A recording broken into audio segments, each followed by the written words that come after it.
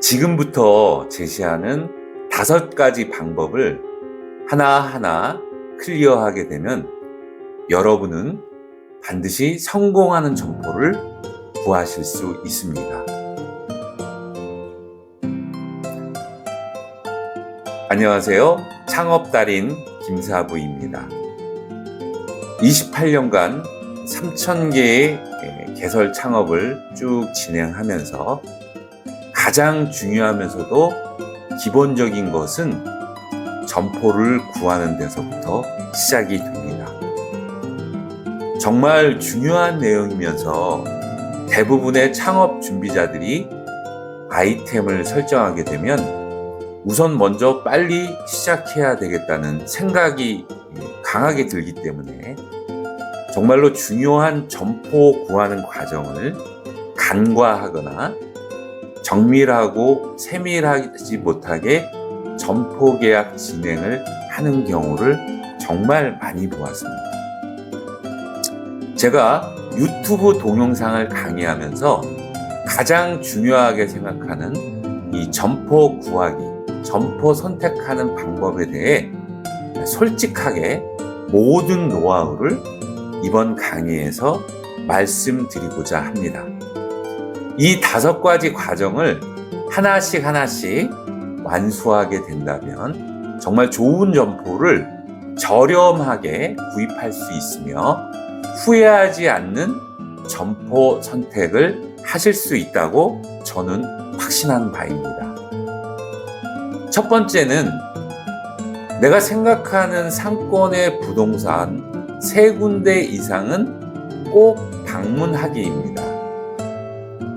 대부분이 생각하시기에는 한 군데 부동산을 방문하면 주변 부동산과 정보 교류가 다 되어 있어서 매물 정보를 다 알 수 있다고 생각하시고 한 군데, 2군데 정도 방문을 하시는데요.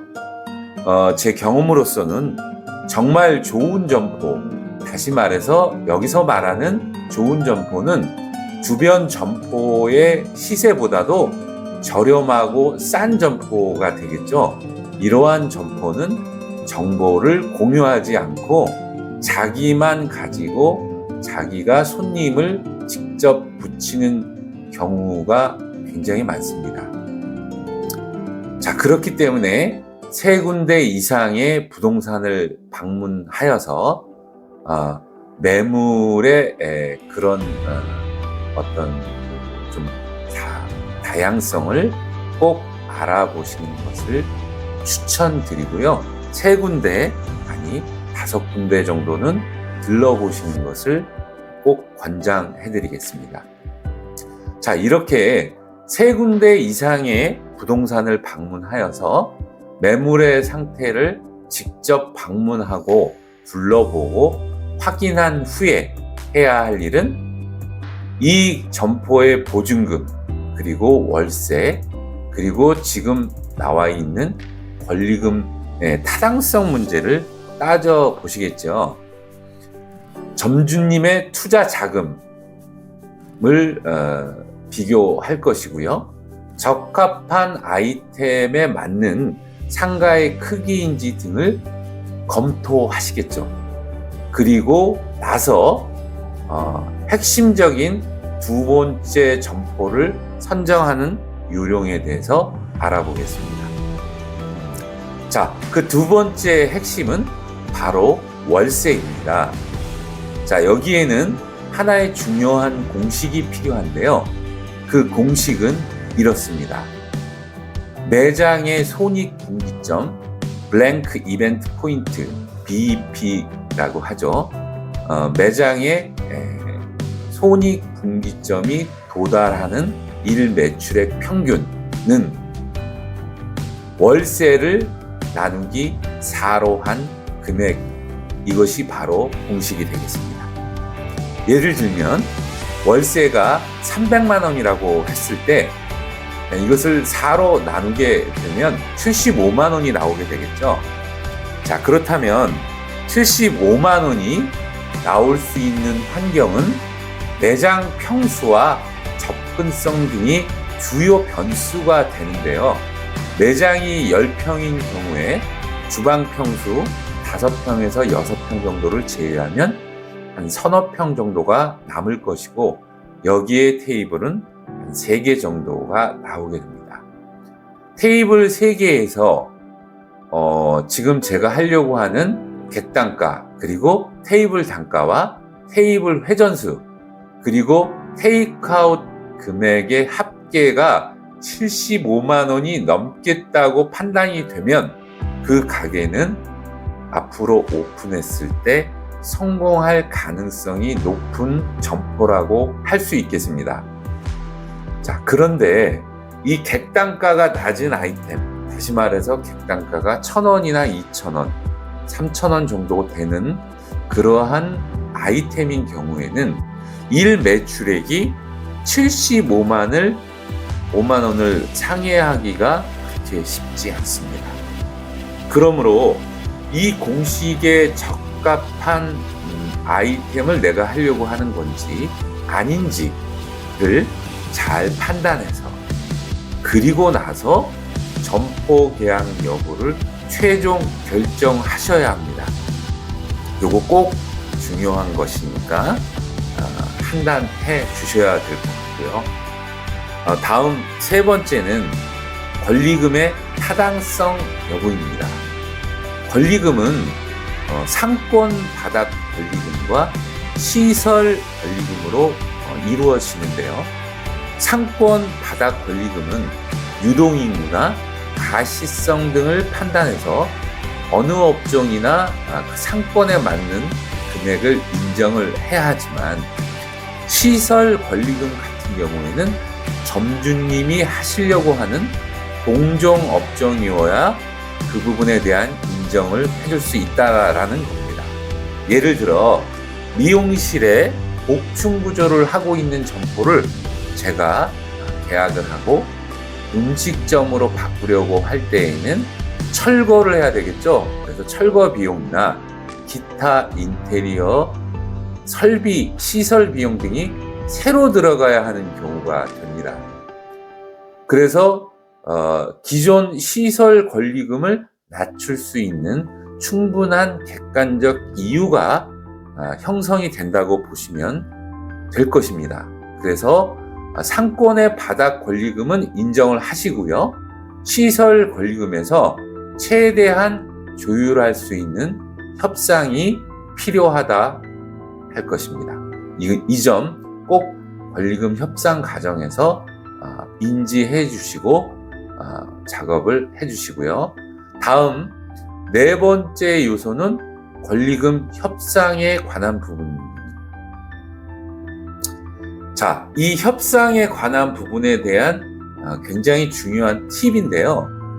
현재 소유주가 권리금 3천만 원으로 매물을 올렸을 때 바닥 권리금과 시설 권리금에 적합성이 있는지를 판단하시고, 그 판단이 끝난 후에 2,200만 원 정도가 권리금이 인정된다라고 생각이 되실 때는 소극적으로 그냥 권리금을 좀 깎아 주십시오, 이렇게 그냥 좀 소극적으로 요구하기보다는 정말로 적극성을 띄워야 이 부분이 협의가 끝나게 됩니다. 이 부분 되게 중요한 부분이기 때문에, 예를 들면 자, 권리금을 2천만 원으로 만약에 조정을 해주신다면 저는 오늘 당장이라도 계약서를 쓰겠다는 확실한 메시지를 전달을 하셔야 그쪽에서도 반응을 판단하고 2천만 원은 너무 제가 손해보는 가격이기 때문에 그러면 2,200 정도로 하겠습니다라고 다시 저쪽에서 제안이 들어온다는 거죠.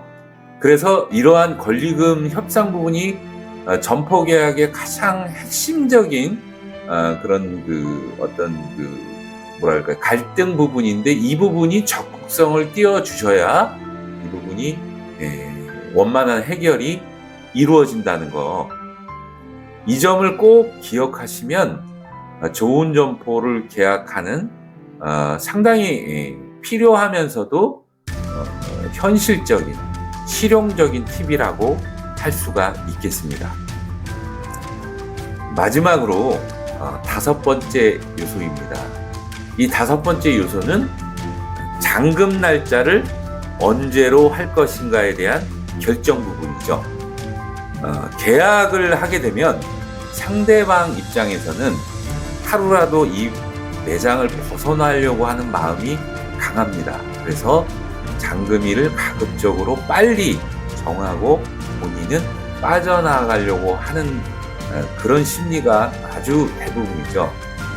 하지만 들어가려고 하는 사람의 입장에서는 매장을 다시 수리해야 하는 부분과 또 준비해야 될 사항들을 체크하고 또 업체를 선정하고 이런 것들을 본격적으로 계약하는 시점부터 생각해야 되는 시기이기 때문에 정말로 잔금 날짜의 결정이 중요한데요. 만약에 매장의 인테리어를 하게 된다면 도면도 나와야 되고 여기에 대한 컨셉의 준비 그리고 수정해야 될 기간 그리고 주방 기기에 대한 설비나 가스, 업체, 장비, 발주, 기물, 기기 이러한 업체 선정 및 입고 기간 등을 감안할 때 최소한 계약하신 날로부터 20일 정도 후의 기간을 잔금일로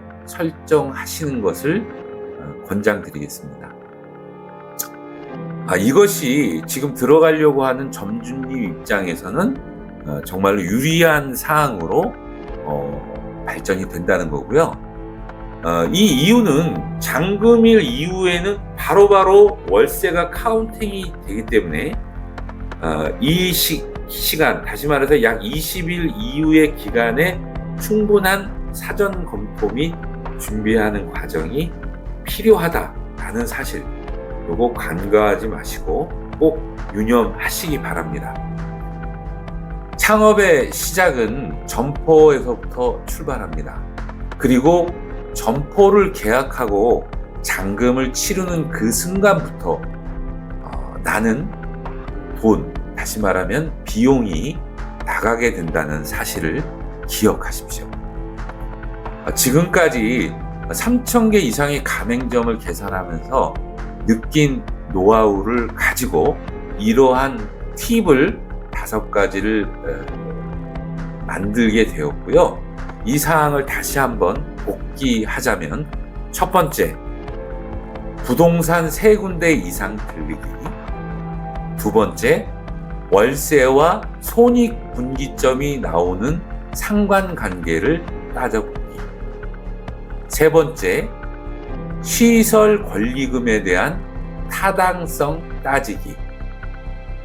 네 번째, 권리금 협상에 대한 팁에 대해서 협의하기. 5번째는 잔금 날짜에 관한 사항 등을 20일 이후로 결정하기. 이런 부분들을 하나씩 마스터 하신다면 정말 성공할 수 있는 좋은 점포를 확실하게 찾을 수 있다라고 저는 자신 있게 말씀드릴 수 있습니다.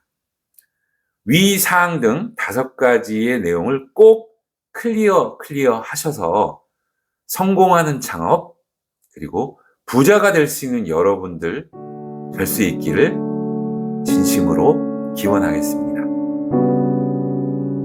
감사합니다.